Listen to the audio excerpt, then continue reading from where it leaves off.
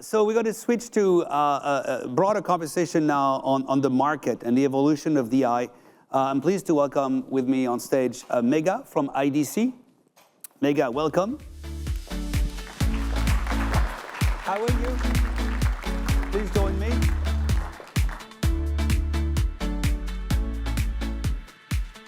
Super happy to have you. Thank you so much. We've been working together for a bit of time. We've had a survey together 2 years ago. Yes. Which I think was the first on decision intelligence. Today we're going to talk about the new survey we're releasing, but before we go there, you want to introduce yourself? Sure, thank you so much, Fred, and hello everyone. I'm Megha Kumar. I'm the Research VP for Analytics and AI at IDC. Okay, so I talked about, very briefly as an intro, the work we've done together 2 years ago, the work that you're launching the survey today. Yes. Right? So we're getting people to give you access to that document. Let's talk a little bit about the evolution of decision intelligence in the last couple of years. What have you seen? And I can give you the clicker. Yeah, sure. So the evolution of decision intelligence. Now, before I get to the study, if I could talk a bit about F1 driving, right? Most F1 drivers, on average, react 0.2 to 0.3 seconds faster than the general population, right? So what they actually do while they're inside those race cars is that they're consuming data, because there's a lot of telemetry that is communicated to them. They also rely on their experience and their intuition to be able to navigate the laps of a race. Essentially, what they're doing is that they're engaging in what is called a situational decision. Now, you're all wondering, there's also a coffee cup over there. What's happening there? So, did you all know, when you go to a Starbucks, the company actually states that you can make around 170,000 different combinations. So your coffee order is actually one of 170,000 decisions you could have made in the morning. But we're human beings. We're creatures of habits. So Black coffee for me. Exactly. I do an Americano with a splash of milk, right? So what do we do every time we go and order a coffee? We're engaging in what is called an operational decision. And that is exactly what happens within an organization. You're either making an operational decision, which is what happens majority of the time. There are times when you have to make a situational one, and other times when you're actually engaging in a strategic decision. Mm-hmm. But in addition to that, what we found was that many a times when you're making decisions in an organization, you have to consider so many different factors depending on the type of industry that you're in. Unfortunately, in some cases, the processes of making a decision are not standardized. Sometimes users do not have access to data as and when they need it, and let alone the fact that organizations actually use different kinds of applications to make decisions, right? Some rely on dashboards, others want planning applications, others require BI tools, others require recommendation systems, and so forth. So in 2023, when we did the study, we noticed that enterprises had just started introducing AI into decision making. In 2025, fast forward, AI has become a bit more integral, and we decided to look at how AI impacts the 6 competencies of decision intelligence. Mm-hmm. So what are those 6 competencies? There's the acquisition and organization of data. There's the analysis of data. With AI, you can perform simulations. There's recommending decisions, executing decisions, and most importantly, monitoring and evaluating those decisions, right? And interestingly enough, by using decision intelligence, what organizations have is a continuous intelligence loop, from getting data to making decisions to capturing feedback and actually improving upon the decisions that they have made. So as a part of the study, one of the things that we did was that we realized that there's certain organizations that are actually ahead of the curve. They've actually connected all these different types of the different competencies and are able to actually gather feedback. And we call them decision intelligence leaders. And those that are not there just as yet, we call them decision intelligence followers. And more importantly, I think what was interesting to note was how decision intelligence actually helped the leaders, especially in terms of achieving decision consistency, the fact that they were able to take a consistent decision. They were able to have improved decision quality along with governance, as well as speed and agility, right? And this is where followers were lagging when it came to decision making. Okay. Right. So let's talk about adoption. Right. We heard this morning, just a few minutes ago, from two amazing companies. Talk about the evolution of adoption of DI. Yeah, for sure. Now, Fred, I think earlier today you mentioned one of the results I from stole the your state. fire. I'm No, sorry. no, I'm sorry. all good. But as you said, most organizations are thinking about solutions that they can implement to support and automate their decisions. So we decided to double click and ask within the survey, where are they right now in terms of implementing decision intelligence into their organization, right? And I think what is interesting to note is that nearly 90% of the organizations have, 20% have stated that they have implemented it in multiple functions, others in select areas, others are planning, and 12% said no current plans. But what is important to note is that organizations are thinking about how they can leverage decision intelligence. What I think is more important is the next slide, where we asked organizations, what kind of platform are you deploying, right? And 60% indicated that they were taking a unified DI platform. And I think this is crucial because, firstly, as I mentioned, organizations tend to end up with multiple solutions to make decisions. By having a unified platform, you gain wider visibility into how decisions are being made. You're able to capture the impact of a decision. You're able to see how it was executed, and you're also able to get some feedback to improve the quality of the decision that is going to be made. And that is important because if you think about it, many a times when decisions are being made in silos, you lose institutional knowledge. But you also talked earlier between the coffee and the Formula One, like the decisions span from situational to structured to automated. So this is where I believe the platform comes to play as well. Exactly, because the platform also gives you access to be able to reason and see how these decisions are made on a day-to-day basis, right? And how they can refine it further. And one of the other aspects to think about is that what are the areas in which decision intelligence can have the most amount of impact? And no surprises here, especially after you have heard from Hershey and Gallo. Supply chain, operations, logistics, and procurement, those are areas that would really benefit from implementing and advancing in the use of DI, followed by sales and marketing, finance, and IT. And it is not just about decision consistency and quality. Decision intelligence leaders actually experienced improvements in their operational business metrics, right? 75% of them stated that they saw an improvement in operational efficiencies, along with customer satisfaction and loyalty, along with risk management as well. So it talks about the fact that it's not just about consistency and quality of decisions, but it is the fact that it also has business impact. It'd be interesting to correlate the 75% with the use of the platform. Yes. We haven't done that. Yeah, but that would be interesting. Next time. Yeah. Next time. Let's talk about how AI decision making is being leveraged, how it's raising, and the differences that you've identified. For sure. And you know what?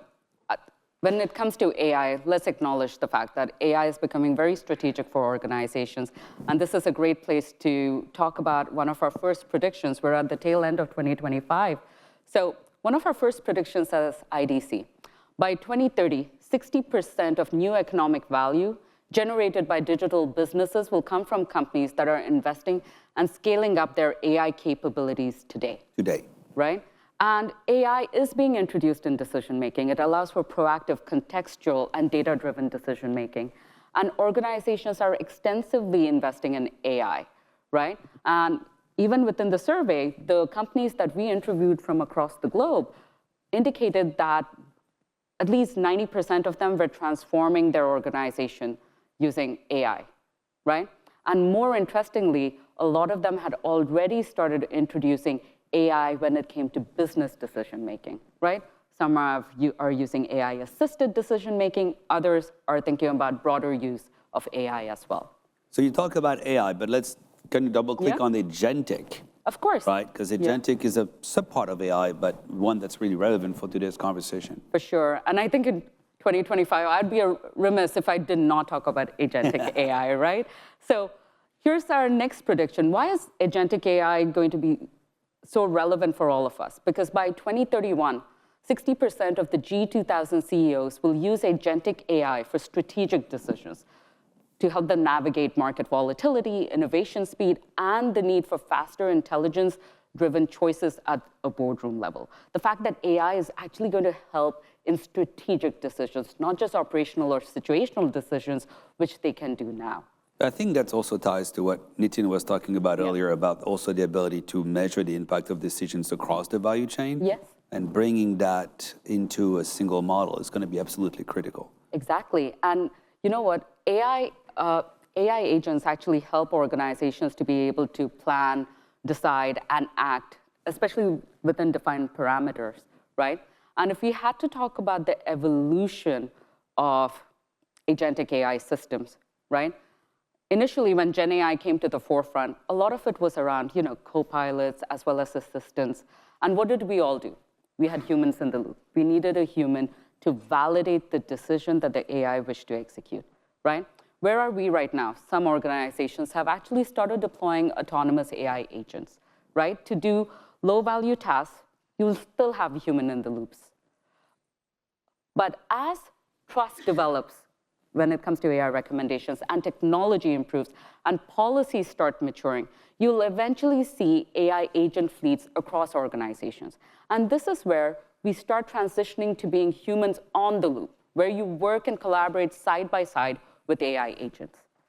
So within the study, what we decided to ask organizations was that, how do you see your organization using AI moving forward over the next 12 to 18 months? And no surprises in the results. Majority of them still feel comfortable with AI answering data questions, AI simulating decision outcomes, in some cases also automating decisions with human oversight. Only 17% said that they're comfortable at this point in time in terms of decision-making with minimal or no human oversight, right? So this talks a lot about where organizations are in terms of their level of trust in using AI. But as I said, as trust improves and technology matures, organizations will scale in having more human on the loop and AI and human collaboration. So I just want to react to that because it's the first time in my career, and I've been doing this for more than I care to admit. I started thinking about Aera back in 2010, writing the first paper on what Aera is today back in 2010. But it's been in my mind since I've started working in analytics and software in the last millennium. Can we say that? Yeah, okay. Defines my age now. This is the first time, and Sharik and I talk about this quite often, in the last few months, where I feel like technology is way ahead of what organizations understand they can do with it. Mm-hmm. So for the last 30 years, I've been pushing the engineering team to catch up with what the market wanted to be. Right. And right now, I feel like the tech is ahead, and we now have to spend time educating, building the trust. And we've had two incredible examples. We'll have more this morning of companies that when they literally embrace the technology can get this level of results in the time span that is not standard for enterprise software deployment at scale. Right. So I just want to get, I know it's not necessary, but get your thoughts on that, because I think as it's taking off, that 17% is going to go up quickly. The tech is already there. Yes. It's a question for organization to realize what they can do with it. For sure, and I think a lot of it has to do with change management, with education and awareness around the different types of skills that are possible, as well as the use cases that are possible when it comes to decision intelligence. Yeah. And let's not forget, many organizations want to be able to engage in real-time decision-making as well. Yeah. And that is where the technology will actually help them achieve those kind of outcomes. Yeah. Right? And that's why it's I think intellectually people get it. I think they don't know it's possible. And it's been made possible literally over the last, at that level of sophistication, it's just happening now. So this is going to be interesting. So Megha. Yeah, I love the IDC predictions. Tell me, pick your 3 best predictions and share it with us. Yeah, for sure. I think I shared this prediction already. And to reiterate, By 2030, 60% of new economic value will be generated by digital businesses from companies that are investing and scaling up their AI capabilities today. A digital business essentially means a large chunk of your revenue is actually coming from digital products and services, and a lot of companies today are digital businesses at large. The next one, this is a really interesting one for all of you to think about when you go home. By 2029, G1,000 organizations that measure AI-human collaboration will have operating margins up to 15% higher compared to those prioritizing AI productivity alone, right? Okay. So let's double-click this a bit. It's a bit of a mouthful. If you think about how organizations measure the impact of AI, what are organizations doing, right? Raise of hands. How many of you have said AI has improved productivity in my company? There you go. So a lot of organizations tend to measure the impact of AI by looking at productivity alone. But what organizations really need to do is look at new types of metrics that look at AI-human collaboration. That is how humans in this loop actually bring in creativity, right? And AI actually helps them as well. So when you think about it, let me give you an example. Augmenting decisions. AI gives a recommendation. A human being is actually able to think about, okay, can I actually improve by using this AI recommendation at large, right? Also innovating at scale. So don't ever measure what is AI doing by itself alone or what humans are doing by themselves alone. Think about what is the combined impact of human beings leveraging AI insights or human beings leveraging their creativity in terms of, and using the feedback from AI to move forward, right? So increasingly, those kind of organizations that are able to achieve that balance are the ones that will have improvements in terms of their operating margins as well as their profitability at large. Okay, right? yeah, one more? Two more. One more. One more. Sorry. And the last one, to reiterate the impact of agentic AI. Why does it matter? Because 60% of the G2000 CEOs by 2031 will use agentic AI for strategic decisions, not situational or operational, real-time strategic decisions that will be driven by the need to navigate market volatility, speed of innovation, as well as the need for faster intelligence-driven choices at a boardroom level. And this is going to be the impact of agentic AI when it comes to decision-making. Megha, thank you so much. So we have, the survey now is released. Yes. As of today. Yes. So we'll make sure that everybody gets a copy. Yeah. Thank you for the partnership. The survey is amazing. You should all take a few minutes to read it. Thank you so much. Thank you so much, Fred.